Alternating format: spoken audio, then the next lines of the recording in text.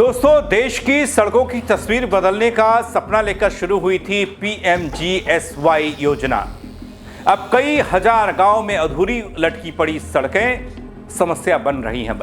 क्या कारण है कि ये योजना अपने लक्ष्य तक को हासिल नहीं कर पा रही है? क्या है सरकार का प्लान बी जिससे इन गांवों की तकलीफ दूर हो सके?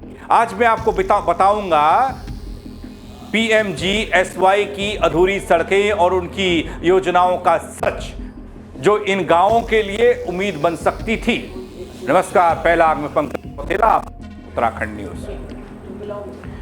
जी हां दोस्तों, प्रधानमंत्री ग्रामीण सड़क योजना का नाम आपने खूब सुना होगा, जो उम्मीद है हर गांव के लिए। लेकिन अब जो खबर मैं बताने जा रहा हूं, जो खबर निकल कर आई, वो बेहद हैरान करने वाली, चौंकाने वाली है। उत्तराखंड के 6000 गांवों की सड़कें अभी भी लटकी पड़ी हैं, जो इस योजना के अंतर्गत बननी थी। इस योजना के तहत बनाई जाने वाली सड़कें लटकी पड़ी हैं। दगड़ियों, प्रदेश के दूर दराज और पिछड़े इलाकों में, पिछड़े गांवों में सड़कें आज भी एक बड़ी समस्या है। प्रधानमंत्री ग्रामीण सड़क योजना पीएमजीएसवाई के तहत कई सालों से राज्य में सड़क निर्माण का काम चल रहा है, लेकिन हाल ही में सामने आंकड़े बताते हैं कि लगभग 6000 गांव इस योजना से बाहर हो गए। यह आंकड़ा इसलिए चिंता का विषय है दगड़ियों, क्योंकि इन गांवों में न तो पब्लिक ट्रांसपोर्ट की कोई सुविधा है और न ही बुनियादी कनेक्टिविटी। दगड़ियों, योजना के मानकों के अनुसार 250 से कम आबादी वाले गांवों को पीएमजीएसवाई में शामिल नहीं किया जा सकता। दोस्तों, उत्तराखंड में इन मानकों के कारण कई छोटी बस्तियां, कई छोटे गांव इस योजना के दायरे से बाहर हो गए। ग्राम विकास सचिव हैं धीराज गबरियाल, कहते हैं कि ये मानक पूरे देश में लागू हैं और उत्तराखंड में अब तक फर्स्ट, सेकंड और थर्ड फेज की योजनाएं धरातल पर उतर चुकी हैं।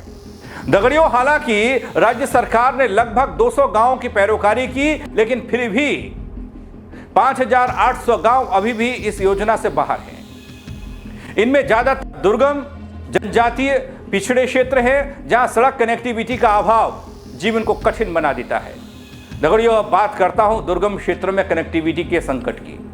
वो करनी जरूरी है। इन दुर्गम क्षेत्रों में न केवल आर्थिक गतिविधियां प्रभावित होती हैं दोस्तों, बल्कि शिक्षा, स्वास्थ्य, आपातकालीन सेवाओं तक पहुंच भी कठिन हो जाती है।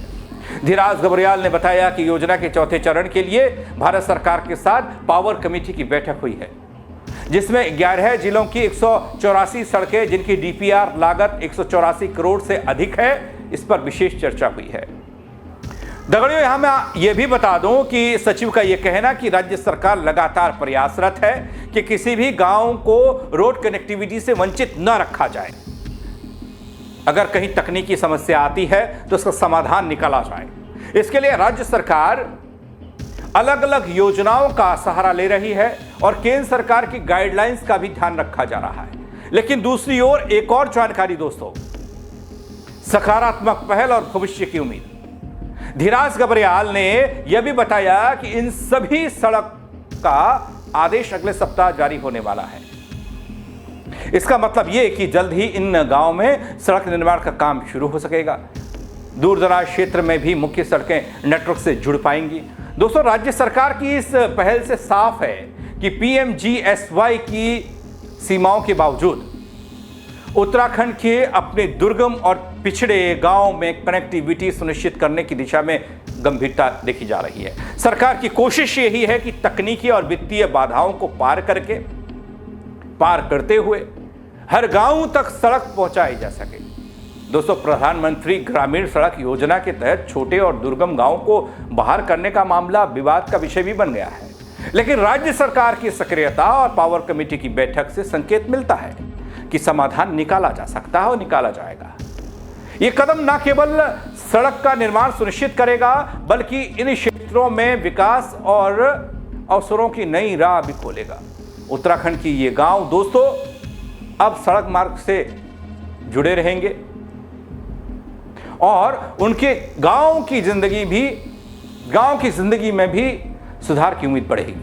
लेकिन दोस्तों, प्रधानमंत्री ग्रामीण सड़क योजना के तहत केंद्रीय मानक के अनुसार 250 से आबादी से कम वाले गांवों को इस योजना से बाहर कर दिया गया। ऐसे में तकरीबन जो आंकड़ा निकल कर आया वो 6000 गांव का आया, जिसमें ये कहा गया अब चाहे प्लान बी के तहत काम हो या और देरी इसमें होगी, जो काम पहले हो जाना चाहिए था वो काम अब तक नहीं हुआ, अब इसमें मानक भी आड़े आ रहे हैं। तो 6000 गांव ऐसे जो अपने रोड की तरफ देख रहे होंगे, बल वो थोड़ा सा इंतजार उन्हें और करना पड़ेगा, हो सकता रोड बने ही ना। इन गांवों को, ऐसे गांवों को जिसे प्रधानमंत्री एक सड़क योजना से बाहर कर दिया गया, 6000 तकरीबन इनकी गांव की संख्या है। प्रधानमंत्री ग्रामीण सड़क योजना के अधिकारियों ने योजना के तहत उत्तराखंड के इन गांवों को मानकों से बाहर बताते हुए इन तमाम गांवों के सड़क प्रस्ताव को खारिज कर दिया था। हालांकि इसमें थोड़ा सा एक्टिवनेस सरकार की भी रही, सचिव साहब की भी है, क्योंकि राज्य सरकार ने 200 के करीब गांव की पैरोकारी की है। 6000 संख्या है और 200 की पैरोकारी की है, उसके बावजूद भी 5800 गांव उनका क्या होगा, ये तो बाहर ही हो गए ना इस योजना से। गौर करने वाली बात यह है कि दोस्तों इन गांवों में ज़्यादातर बहुत छोटी बस्तियां हैं, छोटे गांव हैं, जहां पर आबादी मानक को पूरा नहीं कर दी। क्या कहा, 250,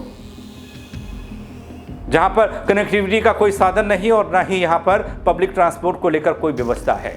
ज़्यादातर क्षेत्र दुर्गम में है, पिछड़े इलाकों में है और जनजातीय क्षेत्र भी हैं। इन क्षेत्रों को रोड कनेक्टिविटी से जोड़ना राज्य सरकार के लिए अब टेढ़ी खीर बन सकता है।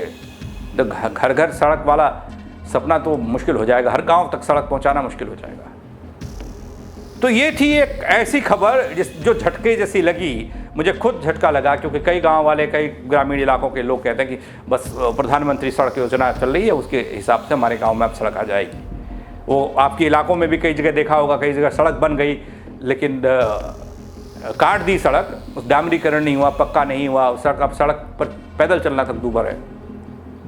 ऐसे में दोस्तों PMGSY की अधूरी सड़कें और उत्तराखंड सरकार की कोशिशें ताकि हर गांव सड़क से जुड़ सके, ग्रामीण विकास की राह आसान हो सके। आने वाले हफ्तों में इन सड़क के आदेश जारी हो जाएंगे। इन सड़क का मतलब यह है कि 6000 गांव में से 200 गांव राज्य के दूर दराज गांव में भी मुख्य सड़क नेटवर्क से जुड़ पाएंगे। 6000 में से 200 गांव, क्योंकि 200 गांव की पैरवी सरकार कर रही है, बल बाकी 5800 गांव शायद सड़क से कनेक्ट नहीं हो पाएंगे। उनके लिए वही स्थिति, पैदल चलना। इस खबर को लेकर आप क्या कहेंगे दोस्तों, आप कमेंट के जरिए मुझे जरूर बताइएगा। खबर को लाइक करिएगा, शेयर करिएगा और लोगों तक भी पहुंचाइएगा, उनको भी पता चले कि इस योजना में क्या उनका गांव भी आता है। मेरे साथ जुड़ने के लिए आप सबका बहुत शुक्रिया। जय उत्तराखंड।